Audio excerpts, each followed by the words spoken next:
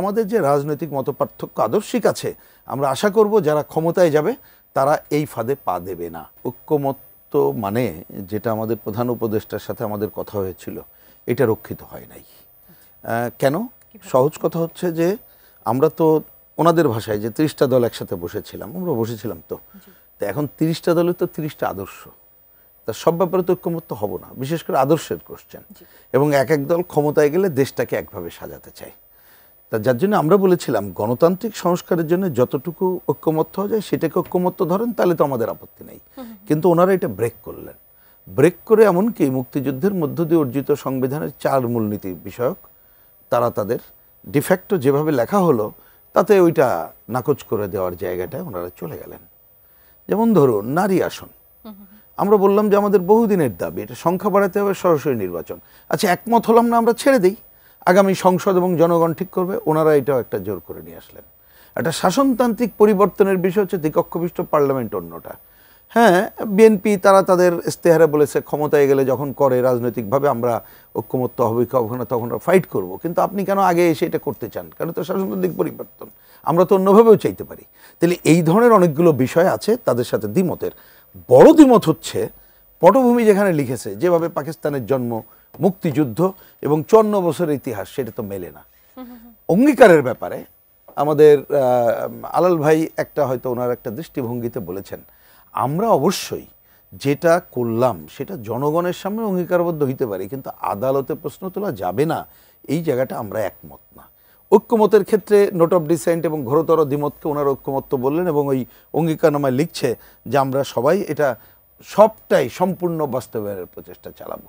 তা সুতরাং এই রকমের জায়গায় তারপরে ধরুন পটভূমিতে আগে লেখা ছিল যে 106 সেই অনুচ্ছেদের সুপ্রিম কোর্টের পরামর্শে এই সরকার করেছে, ওইটাও বাদ দেওয়া হলো। অর্থাৎ এমনভাবে করা হলো। আর অনেক জায়গায় আমাদের কাছে মনে হয়েছে যে এইটা ডিফ্যাক্টো 71কে 47 বা 24 দিয়ে রিপ্লেসমেন্টের কথা। যেমন ধরুন বোঝার জন্যে যে আমাদের স্বাধীনতার ঘোষণাপত্র, স্বাধীনতার ঘোষণা এটাকে বাদ দিয়ে তফসিলে আছে বাদ দেওয়ার কথা বলা হলো। আবার এইখানে এই যে পুরো যে সনদ সেইটাকে অনুচ্ছেদে দেওয়ার কথা বলা হলো। তার মানে এই ধরনের বিষয় আমরা বলেছি যে আমরা এটার সাথে এই কারণে থাকছি না, এটা আমাদের আদর্শিক অবস্থান।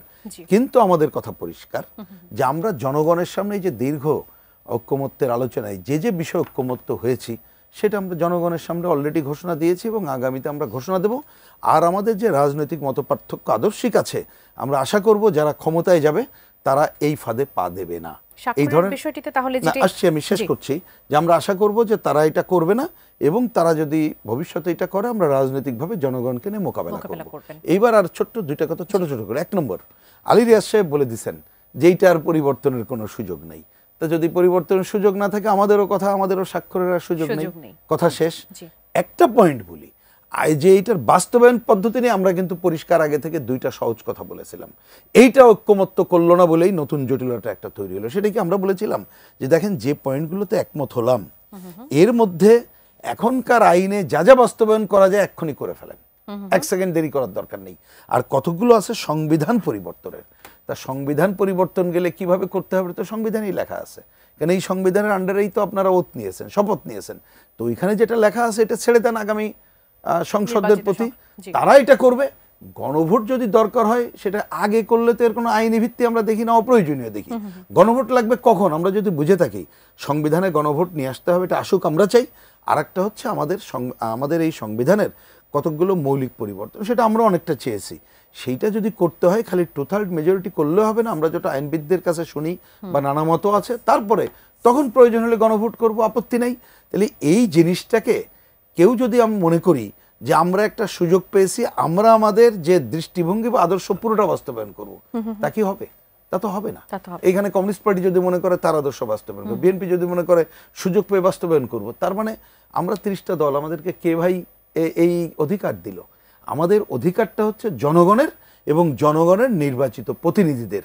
সেইটার হাতে ছেড়ে দেওয়ার ব্যাপারে যদি আমরা ঐক্যমত্য হতাম এবং যতটুকু সব দল একমত হয়েছি এইটা নিয়ে যদি একমতের জায়গায় থাকতাম, তাহলে এই সনদের ব্যাপারে এত দেরি হতো না। এবং আমার ধারণা শেষ দিকে যে অনৈক্যটা দেখা যাচ্ছে সেইটাও কিন্তু হতো না। কিন্তু আমি এটা বলে শেষ করি যে এইটা মনে রাখতে হবে, এইটা যেটা করা হলো, ধরেন আমাদের দ্বিমত আছে, ওই পয়েন্টে দ্বিমত, যেটা একমত আছে সেইটা আমরা বলবো, কিন্তু এইটা আলটিমেটলি জনগণ করবে এবং নির্বাচিত পার্লামেন্ট করবে। ওই জায়গায় যাওয়ার জন্য কোনো প্রতিবন্ধকতা কোনো পক্ষ থেকে সৃষ্টি করা উচিত বলে আমরা মনে করছেন না।